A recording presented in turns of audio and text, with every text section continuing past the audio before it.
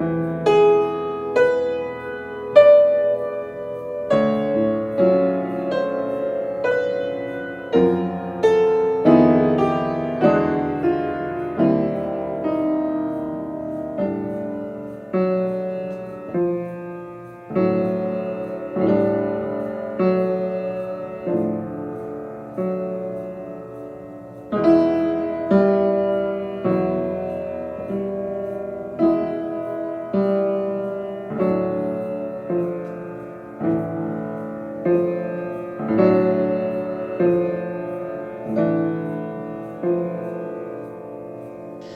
you know the Prelude in E minor, Chopin? Mm-hmm.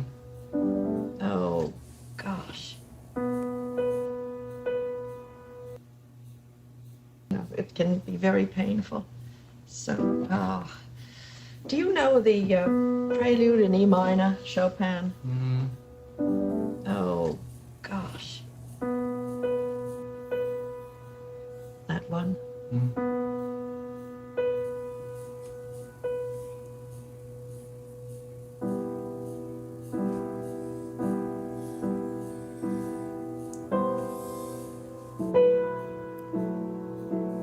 That's it.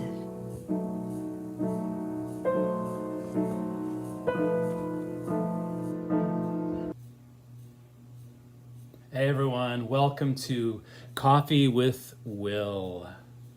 It's a beautiful, foggy, cloudy afternoon in Austin, Texas. Today I'm excited to bring to you, what should we say, a talk about a piece of music that has changed my life, and I know many other folks' lives. This piece of music was played at Chopin's request at his funeral, along with Mozart's Requiem. It was in the movie that we just saw a little clip about, called Florence Foster Jenkins. Meryl Streep and Simon Helberg's characters play this piece in a poignant moment in that film. This piece of music has inspired jazz musicians, has inspired classical musicians, has been used in so many movies over the years. And what I find interesting, there's many things that I find very interesting and moving about this piece. But first, you know, a lot of people have trouble with instrumental music because there are no words. Maybe not you.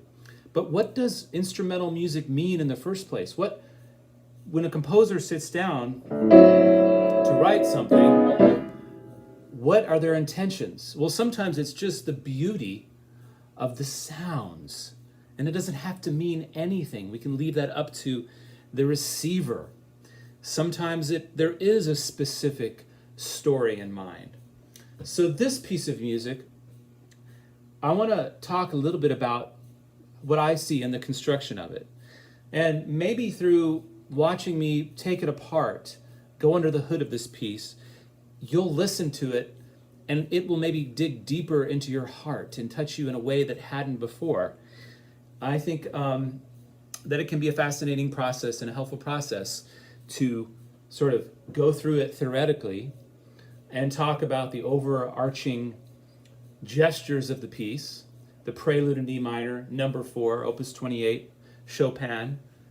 And this was written during a time, what's amazing to me is this is about 1829, I believe, when his 24 preludes were completed. But the harmony has so much ambiguity and uncertainty in it. It's a dance of chromatic uncertainty. As a matter of fact, Bernstein said, you can't ignore Chopin with this delicious brand of chromatic ambiguity, which is rather like harmonic seduction, sensuous and teasing. He starts you off at the beginning of this piece in a chord that is in what we call an inversion. It's not really a chord that has any sense of home. So we're started out in this kind of ambiguous place, and we're led on a journey of ambiguity, of uncertainty, of non-resolution from one note to the next. So what do we mean by that when we say chromatic ambiguity or chromatic uncertainty or just ambiguity in music? Well, most tunes that we hear in pop music have a certain amount of groundedness, a certainty of where we know we are in the key. If I play this hymn,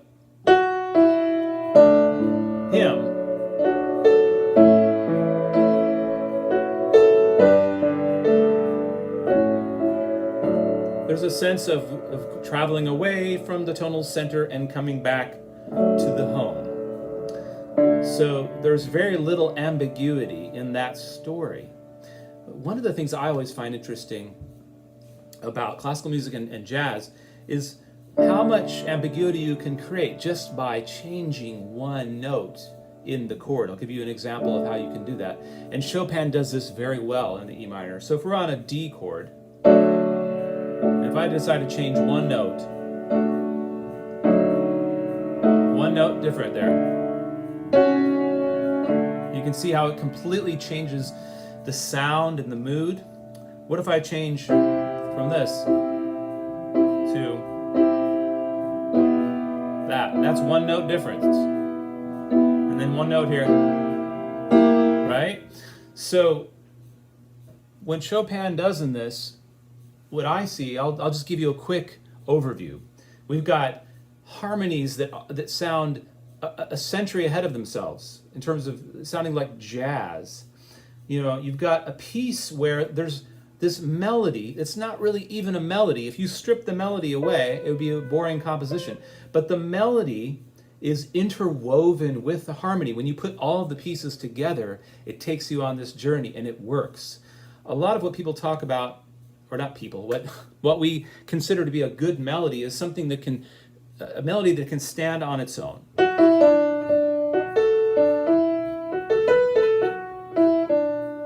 Where you don't need the harmony, where you don't need the other parts of the piece. Well, classical composers were very good at, especially Beethoven, at creating a composition where if you take any of the parts away, it loses its vibrance, it loses its essential parts. So for a piece like this is the melody, by the way. It's kind of boring, right? It's not something you would sing. So if I played the melody by itself right there, that's the closest it gets to being sort of interesting. So again, it's when you interweave the melody, which is almost codependent, interwoven codependently with the harmony, is what makes the piece work. And so many composers and so many soundtracks have used this piece of music because it's so emotionally moving.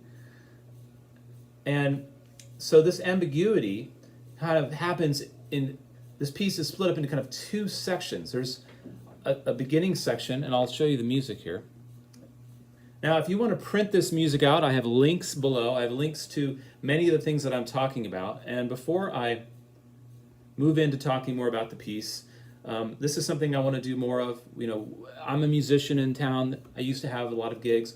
A lot of us don't have any gigs at all. If this is valuable to you, I put this out here as a gift to you, but your tips and donations do make a difference. This is possibly some way that I can make a living throughout the next year when I will have absolutely no performances whatsoever. So if this is something you value, and you value the time, I took pretty much the entire day to put together this presentation. If you want to send me a tip, then you can do that by going to this location right here, live.stringsattached.org. And I sure appreciate your support. It makes all the difference. So, as I was saying, the piece has been used all over Hollywood. It's been moving to so many people, and it's split up into two large gestures. You have the first half of the piece and the second half of the piece. The first half of the piece, we have, if we just take it on a large basis, what is it doing harmonically on a grand scale? So we're starting off the bass. Let's just look at the bass line. The bass line starts here at a G, and then it ends up down here. All right? So it's gradually weaving its way down. And the piece never really hits a home tonal center until the absolute end of the piece. There is one part where it does get into a root position chord. Root position chord is something like this, but it's still not giving you that resolution that you want of coming home. What we have here is a bass line that gradually goes down and ends on what we call the fifth. So the fifth is still an unresolved place. It wants to go to here usually, or, okay? So the bass line itself is traveling down chromatically here, and now we're at the middle point. So if you look at the piece of music, if you read music, the middle point ends on this chord here. And then the second half of the piece starts exactly as it began, with the tonal center in first inversion, which still is like we're hanging out in space somewhere. And we're never really given a chance to settle in where we are. It's just moving around one note at a time, as I demonstrated early on.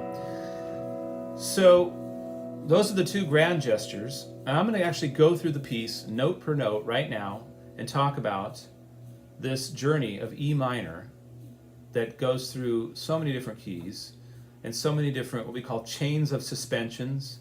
We have diminished chords. The diminished chords, again, don't have any resolution. They have a sense of being nowhere. So he's playing with these kinds of chords. Here's a diminished. He's also playing with what we call augmented sixth chords, which sound like this. And they usually go like this. They usually go to an unresolved place as well. Okay, so we also have chains of suspension. So suspension is something, what it sounds like. Suspended resolution. So that could look like this. There's a tension and there's a resolution. But sometimes we want to resolve, but he gives us that sense of being nowhere again. So it's like a false sense of being grounded. And then what's really amazing about this piece is the economy of voice leading, the economy of how he lays out the notes. And a lot of times in this piece, the melody line is playing the missing note in the left-hand chord. So that's just an overview of some of the things I'm going to talk about. Let's just go through the piece right now, one at a time. I'm going to play a little bit of that Florence Foster Jenkins scene again. If you just joined me, we're analyzing Prelude in E minor, number 4 by Chopin. Here's a little bit of this beautiful moment. Meryl Streep plays a character who's a socialite who has very little talent but a lot of money, and she wants to learn how to sing. Maybe you've seen the movie. And here she is having this beautiful moment with her piano accompanist. It can be very painful. So, do you know the Prelude in E minor, Chopin? Mm-hmm. Oh, gosh. That one? Mm-hmm.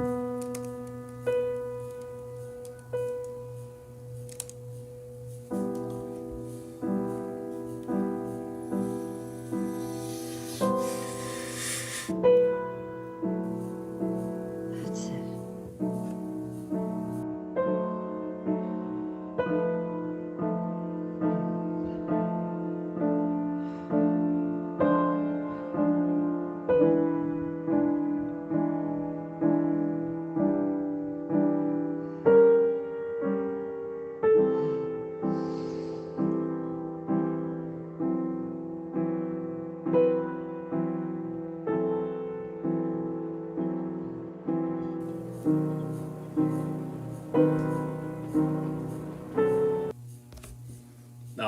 So much can be communicated without words. I love how the camera was moving ever so slowly, and the fact that that melody is so simple on the right hand that anybody could play it. It allows them to participate in the music making, and I just love that scene so much. So I've been talking in this talk here about what is the meaning of music, or instrumental music rather. Well, we do sometimes have ways of knowing from the composer or the people that were around the composer, In this case, I read up here, this is very interesting here.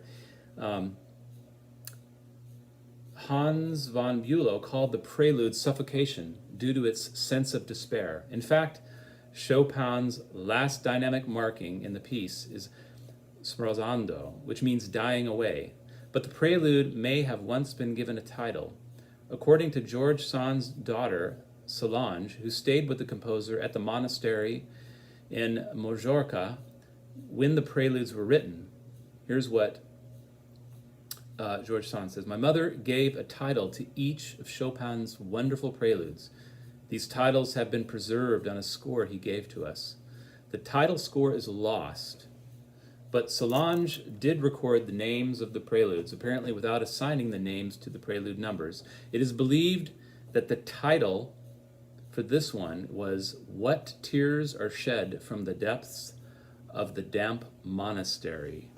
So we do have an idea of an image, but this is from George Sand's daughter, and George Sand was Chopin's lover. All right, so let's go to the first section of music and look at it. So we start off the melody, a simple octave going to the E minor chord. That's our tonal center, but it's in first inversion, right? So it's not really, it doesn't really give us a sense of home. It still feels like we're kind of out in space, unresolved. There's this longing. Now, again, if you want to get my actual version of this score with all my notes, make a tip. Tip me, live.stringsattached.org. I will send everybody a copy of my notes where you can see the chords. And I'm gonna go through the chords for the first half of the piece, and I'm gonna leave the second half pretty open so that you can figure them out and learn something. I will go over them kind of quickly. But the first half I'm going to go through very much with a fine-tooth comb and just give you my thoughts about what's going on here emotionally and what's going on with the theory. So here we go. I'll just play it through.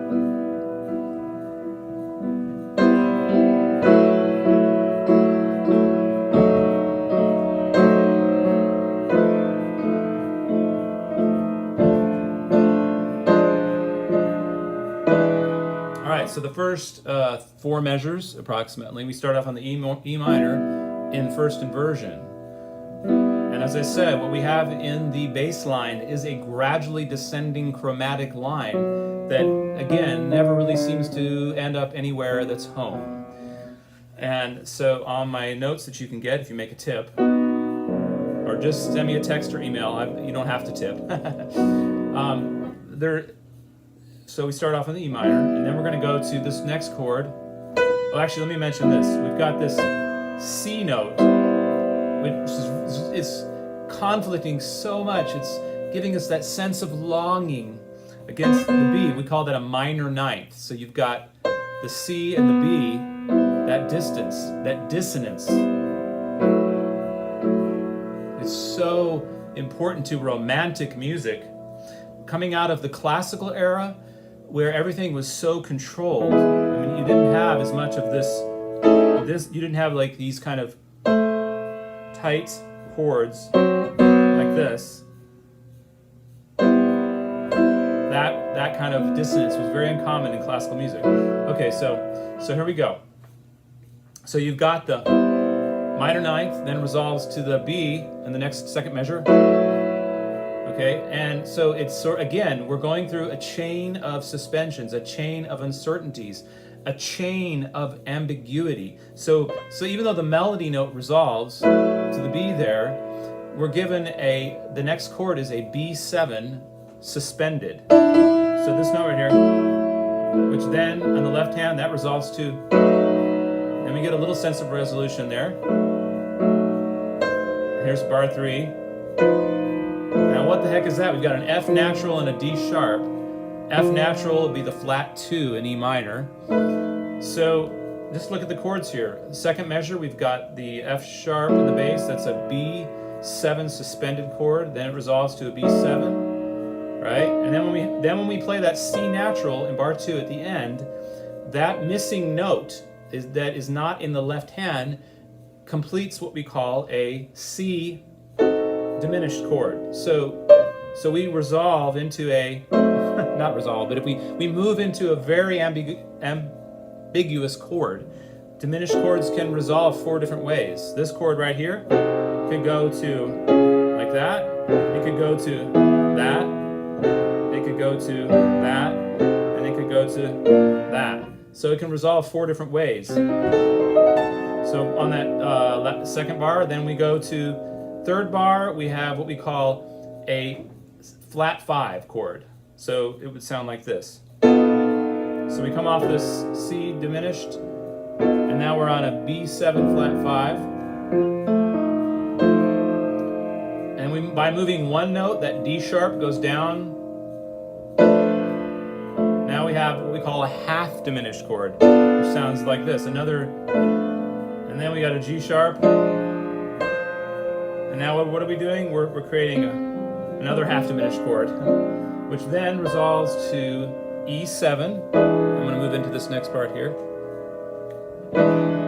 So at the beginning here we have an E7, a dominant 7th chord, which may give us a sense that we might be moving toward A minor. That might be the 5, right? But no, now we're E minor. You see the G natural in there? But now we move one more note down, or 2 notes down. Now we're on a C sharp diminished, so he's got more and now we finally get to what sounds like could be an A minor, but it's really what? It is an A minor, but it's an A minor in first, actually that's in second inversion. So it's similar to, and you know what? No, I was correct. Okay, so it's A minor.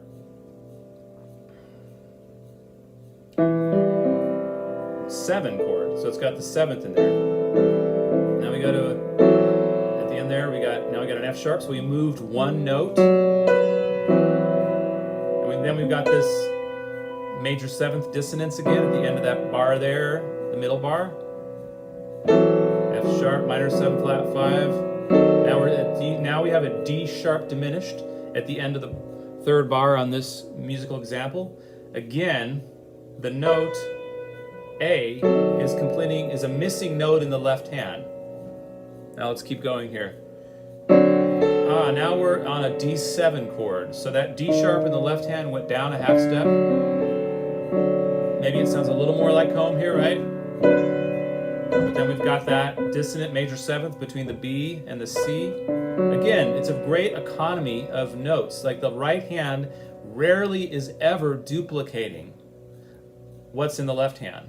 It's extremely efficient writing for those of you that are still with me. So like an example of doubling, if I played this, I'm doubling a note, but he doesn't do that. Chopin, let's see if I can get that again. There we go. So on the D7 chord, this note right here is kind of a jazzy note. It's the 13th. That B goes to the A. And now we changed the F sharp to an F. So we made it now a D minor 7. Again, that A, that melody on the top, is playing the missing note on the left hand. You see how there's a space there in the chord? Okay, now if we move one note in the left hand down to a B, now we have a half diminished chord. So we're moving in and out, of every single chord is pretty much an unresolved chord or an unresolved harmony, just by moving one note at a time. This is a great economy of notes, and it's getting that sense of just mourning and longing. Okay, let's go back to it. Where were we? All right, this is really exciting. Oh, love this. All right, so we got the D minor. Now we're on B minor 7 flat 5, B minor half diminished over that D pedal. And then we hit this G sharp in the melody, again a missing note. Now we have a fully diminished chord again, just like he did before, but with a different harmony.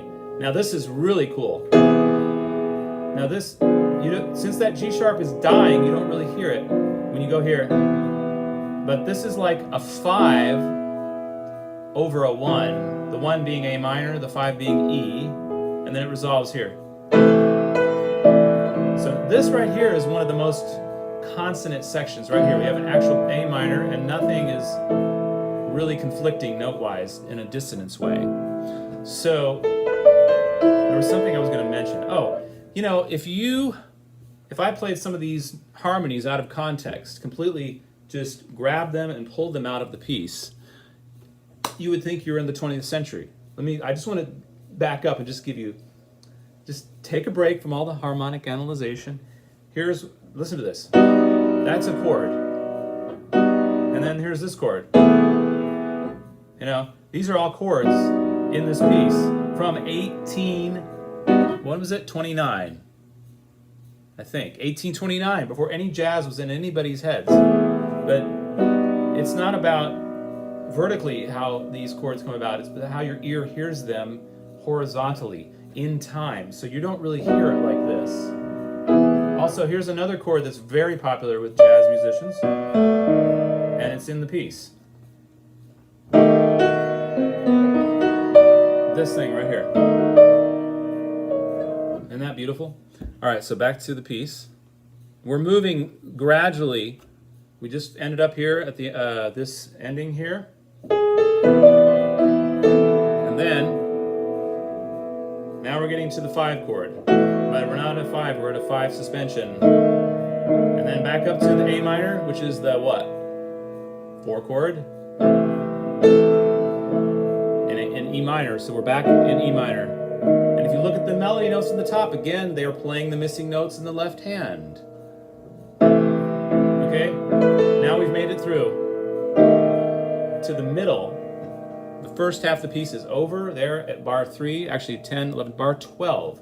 Now what's really beautiful about this is if you look at the melody, it's about half steps, right? It's about half steps. So when we reach this middle point, he kind of bookends. Now this little melodic phrase that's happening on its own, that's out there suspended in the middle of space. It's out there suspended in the middle of the space. And so this melody is all, look, it's half steps. There's a half step, there's a half step movement, right?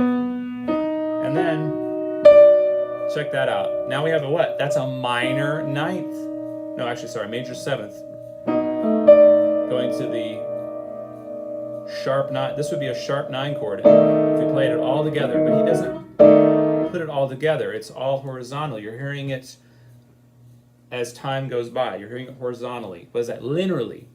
So here at the middle of the piece. Now, this chord in the left hand, you've only got the root, 3rd, and the 7th. The melody is starting on the augmented, the sharp 5. Right? And then here's the flat 9.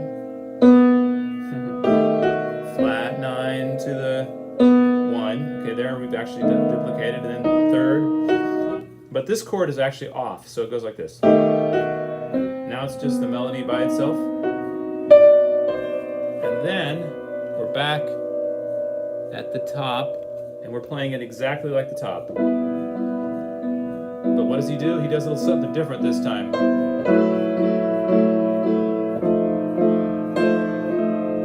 Now this is where it goes off into a different territory. So I'm going to go a little fast here. So we have the minor, now we're in F sharp major, now we're another diminished chord, fully diminished chord, A minor, 6th, now we're back to a 5, and we're kind of, I hope you can hear me okay while I play. Here's this chord I was talking about earlier. Now here's an E minor, A minor, 4 chord. Back to a suspended chord.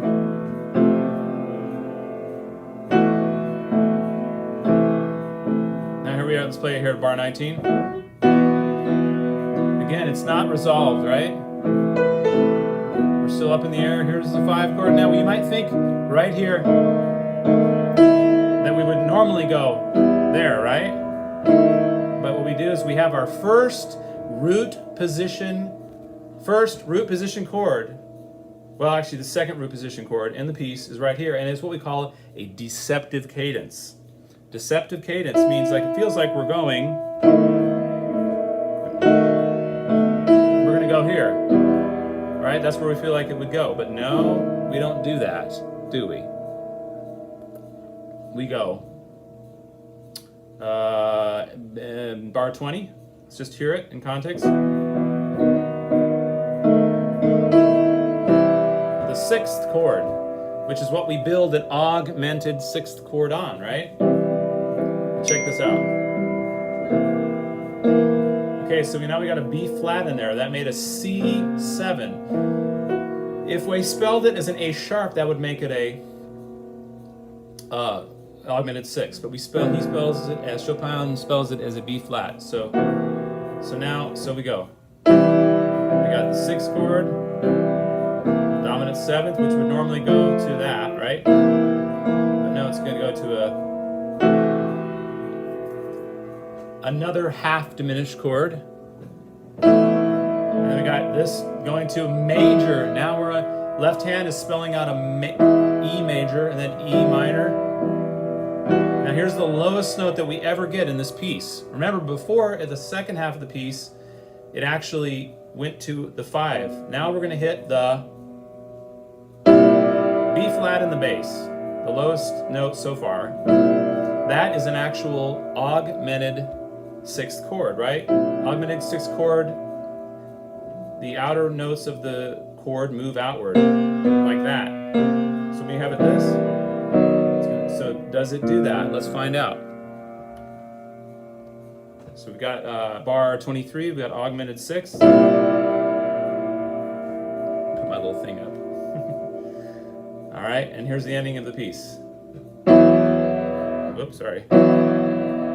Another suspended B chord, and then finally we get the E minor resolution.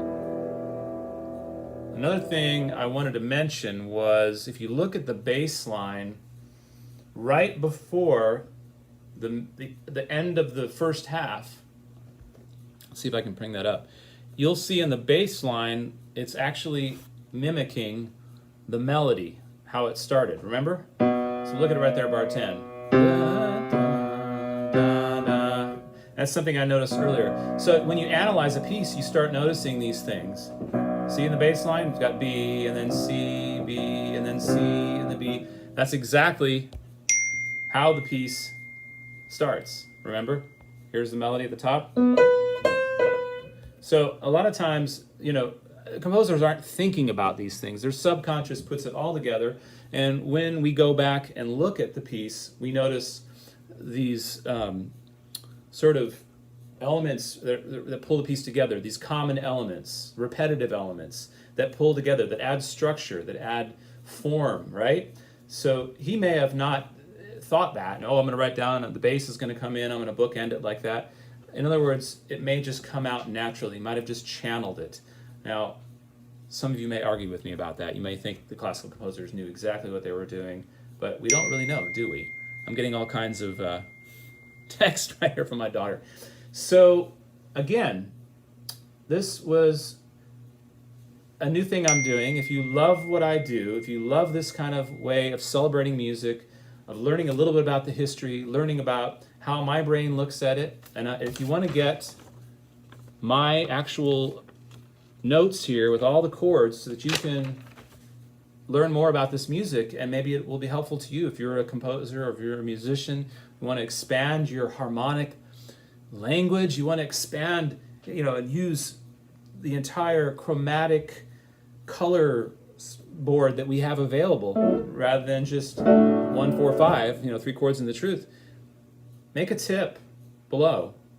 I'm offering this for free, but tips help. This is how I'm trying to make income right now with absolutely no gigs. If you value this, make a tip, and I'll do more of these videos. And I'm looking for a great title for these kind of videos. So Rick Beato calls them what makes this song great, which I love. And he puts a question mark because he's not saying the song is great. He's asking you, and he's saying, here's what might make this song great. So I can't use that, what makes this song great, but I was thinking about, what does it mean?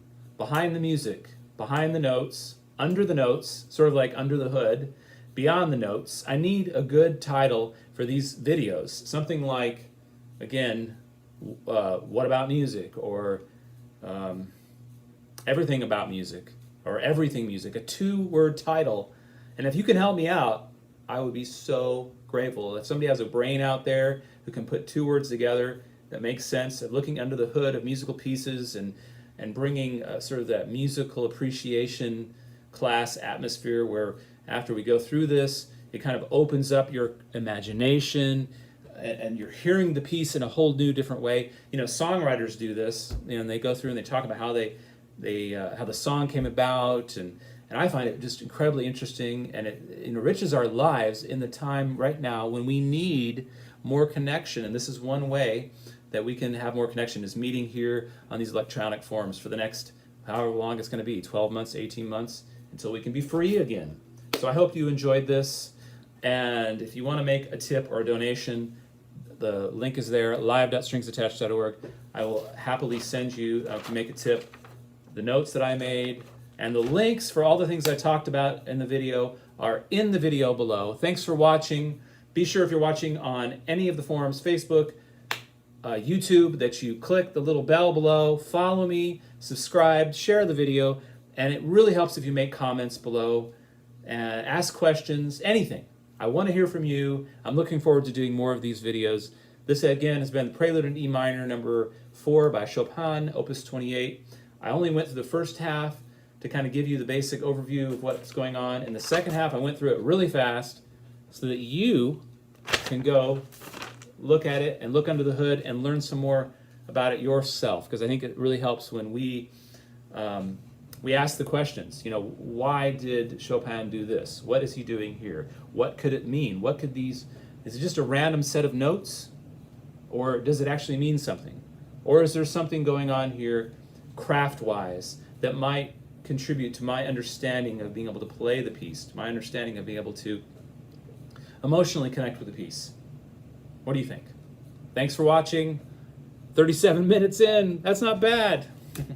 Hope everybody has a great, what is it? We're on Monday. We're live tomorrow, Karen, Mall, and I, live.stringsattached.org, 7:30 p.m. Central Standard Time. We'll be live for our weekly show, and I hope you come. Let me know if you love the video, or if you didn't. I want to hear below. Take care, everyone. Have a great day. I love this piece of music. You know, I want to share pieces that I love with you. Maybe it can be like that, why I love this piece with Will Taylor, why I love this music. I need a good title.